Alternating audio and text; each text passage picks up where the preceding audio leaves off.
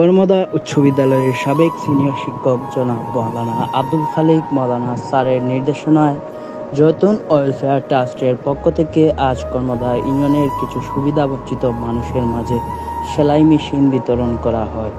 উক্ত সেলাই মেশিন বিতরণ অনুষ্ঠানে উপস্থিত ছিলেন মাওলানা আব্দুল খালিক মাওলানা স্যার এবং এ মালিক মিসবা সহ আব্দুল ওয়াদুদ।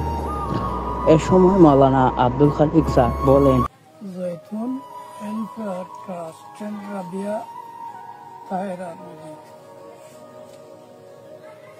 তারা উদ্যোগে এই সমস্ত দেওয়া তারা সালাম হলোর কাছে আর তারা সবার যারা মেয়েরা সবার কাছে দোয়া চাইছেন